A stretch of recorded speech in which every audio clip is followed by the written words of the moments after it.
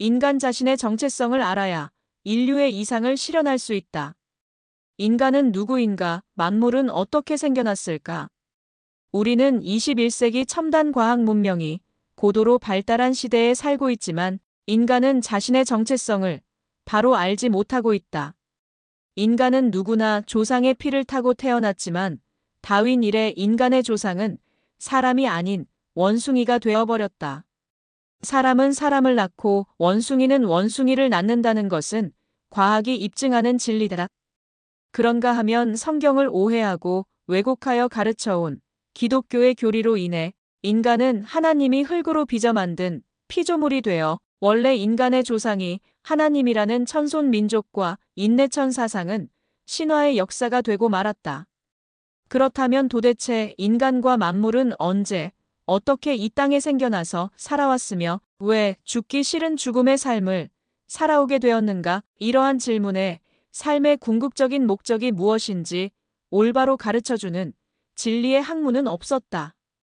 인간은 언제부터 왜 신을 두려워하며 섬겨왔는가? 이처럼 인간의 학문은 하나님을 신앙하던 종교에서부터 시작하였고 성경은 인류사의 기원을 기록하여 전해주는 가장 오랜 역사서이자 최고의 경전으로 남아있다. 그 성경 속에 인간의 조상은 하나님이었으며 사람이 곧 신이요 하나님이라는 정체성을 기록하고 있다. 그러나 인간은 성경에 숨겨진 진실을 알지 못하고 인류의 조상 아담과 해와가 흙으로 만들어진 피조물에 불과하다고 말하고 있다. 그래서 인간은 흙에서 왔으니 흙으로 돌아간다고 침이 마르도록 독백하는 자들도 있다. 창세기 1장 27절에 하나님이 자기의 형상대로 사람을 창조했다는 말씀에 숨겨진 의미에서 숨겨있는 인간의 정체성을 찾을 수 있다. 이에 대한 짝의 말씀을 신명기 14장 1절 이하에서 살펴보면 너희는 너희 하나님 여호와의 자녀니 죽은 자를 위하여 자기 몸을 베지 말며 눈썹 사이 이마 위에 털을 밀지 말라 하는 말씀이 있다. 이 말씀은 곧 죽은 자를 위하여 하나님의 피를 이어받은 신성한 자기 몸의 일부라도 상하게 하지 말라는 엄중한 명령이다. 하다못해 눈썹 사이에 털끝 하나라도 상하게 하지 말라고 가르치고 있다. 이러한 사상은 신을 믿지 않았던 공자도 신체발부 수지부모라 하여 부모로부터 물려받은 몸의 털끝 하나라도 상하게 하는 것은 효에 어긋난다고 가르쳤다.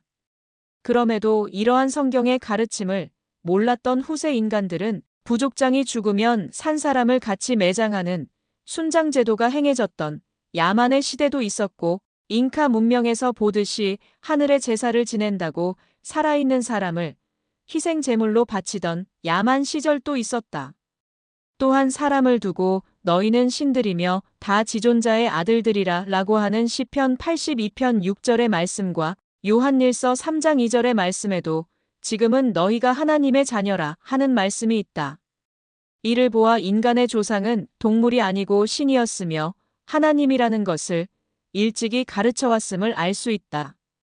그러나 불행하게도 지금까지 성경을 가르치는 학자나 성직자들은 인간의 조상 아담과 해와가 흙을 빚어 만든 피조물이라 했다.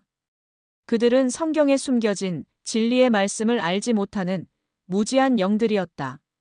이들로 인해 신을 부정하는 다윈 같은 자들이 나와서 인간을 동물화하였고 마르크스 같은 유물공산주의 자들이 나와서 종교를 말살하고 인간 사회를 완전히 동물 왕국으로 만들려고 했다.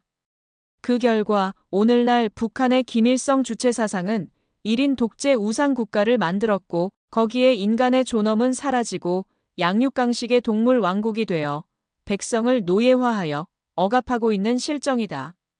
이 모든 책임이 신성한 하나님의 말씀을 잘못 해석하고 잘못 가르쳐온 기독교의 책임이 크다고 할 수 있다. 이제 성경을 재해석하고 새롭게 가르쳐야 한다. 그래서 예수는 새로운 보혜사 성령이 오시면 새로운 말씀을 할 것이니 모든 제자들이 그 말씀을 따라야 한다고 했다. 과연 인간은 다윈이 말한 것처럼 아메바가 발달하여 원숭이가 되고 원숭이가 진화하여 인간이 되었을까? 아니면 성경 이야기처럼 하나님이 흙으로 사람을 만들어서 인간이 생겨났을까? 이러한 가설은 인간의 지식과 지혜가 깨어나면서 비과학적이고 비논리적이라고 평가되고 있다. 그래도 대책이 없으니 덮어놓고 진화론을 따르고 성경학자들의 잘못된 가르침을 그대로 믿어야 할 것인가? 이제 인간은 제2의 종교혁명과 영혼혁명의 시대를 맞고 있다. 인간은 결코 동물이 아니며 흙으로 빚어 만든 피조물도 아니다. 인간의 조상은 원래 삼위일체 하나님의 신이었고 지금도 만물의 영장으로서 신이다. 단지 사망의 신에 사로잡혀 있는 죄의 인간으로 변화되어 있을 뿐이다. 그리고 사람이 만물의 영장이듯이 만물도 하나님의 생명이 깃들어 있는 신의 산물이다. 인간의 조상 아담과 해와는 태초 하나님과 같이 영원 전부터 하늘나라 에덴 동산에서 영생을 누리며 행복하게 살았던 삼위일체 하나님이었다. 결코 에덴 동산 안에는 예수와 같은 인간은 없었으며 성부 성자도 없었다. 하나님과 아담과 해와는 삼위일체로서 성령의 빛이었으며 삼신 하나님이었다. 그러다가 선악과 사건으로 아담과 해와가 마귀신에 의해 사로잡히는 순간 삼위일체 하나님의 신은 죽을 수밖에 없는 인간 남녀의 몸을 입게 되었고 오늘에 이르기까지 마귀종이 된 죄인으로 전락하여 생로병사의 고통 속에 살아가고 있다. 오늘날 인간이 잘못 알고 있는 원죄라 하는 선악과가 바로 사망의 신 마귀요. 선악과가 바로 하나님의 신이 되는 양심을 지배하고 있는 욕심이며 만물을 죽이는 사자 귀신이다. 그래서 인간은 하나님을 사칭한 공중의 마귀신을 두려워하고 참 하나님의 은총과 구원을 바라고 있다. 그런데 인간이 하늘을 향해 빌고 섬겨왔던 공중의 권세 잡고 있는 신이 악신이요. 불순종하는 자들 속에서 역사하는 악령이라는 것을 왜 몰랐을까? 그러면 우리가 구원을 부르짖으며 기도하는 생명의 신 하나님은 어디에 계시는가? 그는 인간 속의 양심으로 남아있으며 본래 하나님의 권능을 마음대로 행사하지 못하고 사망의 신 마귀가 우주를 지배해왔다. 우주 만물이 생겨난 것도 양육강식의 동물 세상이 된 것도 마귀신이 하나님을 지배하고 있기 때문이다. 그것을 동양 철학에서 무극이 태극으로 변화되었다고 표현하고 있으며 현대 물리학은 빅뱅에 의해 우주가 생겨났다고 허구의 학문을 가르치고 있다. 여기서부터 신과 인간의 본질이 왜곡되고 잘못된 학문이 시작되었다. 그래서 하나님은 비록 마귀종이 되어 인간의 몸을 입고 있지만 너희들은 신들이며 지존자의 아들들이라고 인간의 본성을 깨우쳐주고 있다. 그리고 인간의 탈을 벗고 성령으로 거듭나야 천국에 들어갈 수 있다고 한다. 이 말은 사람이 원래 하나님의 본 모습으로 되돌아가야 천국을 회복하고 영생의 삶을 누리며 행복하게 살 수 있다는 뜻이다. 사람이 하나님의 성령으로 거듭날 수 있는 것은 원래 인간의 조상이 하나님이기 때문이다. 그래서 인간의 유전자 속에 하나님의 DNA가 유전되어 오고 있다.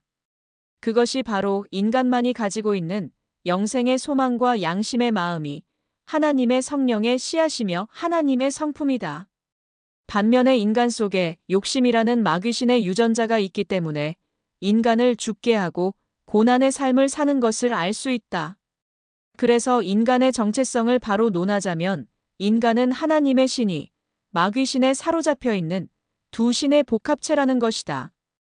이것을 증거하는 것이 죽음을 싫어하고 영생을 바라는 마음이 하나님의 속성이며 이기주의 마음과 생명을 죽게 하는 욕심과 죄의 마음이 마귀신이라는 것을 알 수 있다. 그리고 천국이 여기 있다 저기 있다 못하리니 너희 마음속에 있다고 하는 말씀에서 인간의 양심이 하나님의 마음이요. 그 속에 천국이 있고 죄값으로 죽는다는 말씀에서 지옥의 삶도 욕심에 의해 생겨남을 알 수 있다. 인간의 양심이 지배하는 삶이 천국이요.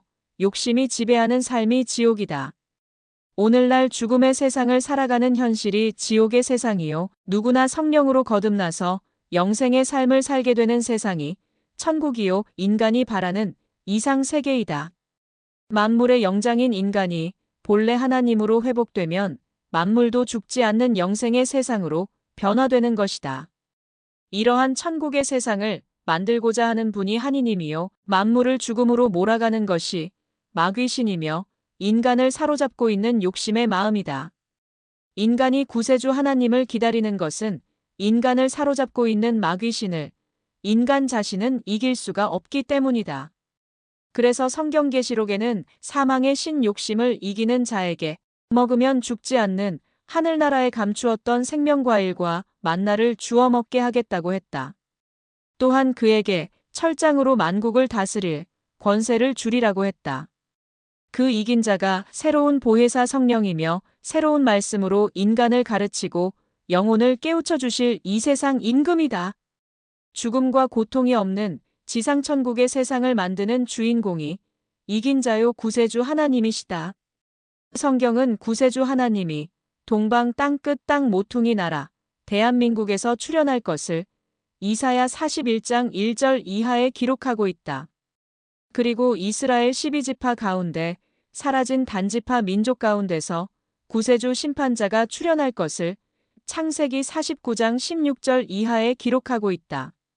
이 예언의 말씀대로 지금 대한민국 땅에 살고 있는 단군 민족의 후손이 약 3000여 년 전에 이스라엘 땅에서 사라진 단지파 민족의 후예다. 그래서 한민족의 대예언서 격압유록에 구세진인 정도령이 20세기 후반에 출현할 것을 예언하고 있으며 그가 출현할 때 구세주의 증표로 감로 이슬을 가지고 나와 먹게 하여 죽음이 없는 세상을 만들 것을 예언하고 있다. 그가 바로 구세진인 정도령이요 생미륵 불이며 인류를 구원할 메시아 구세주이다. 지금 세상은 한민족에 대한 열풍이 불고 있다. 한민족이 깨어나야 인류가 깨어난다. 이제 인간의 영혼이 깨어나야 인류가 산다. 사람은 원래 신이었고 하나님이었다. 감사합니다.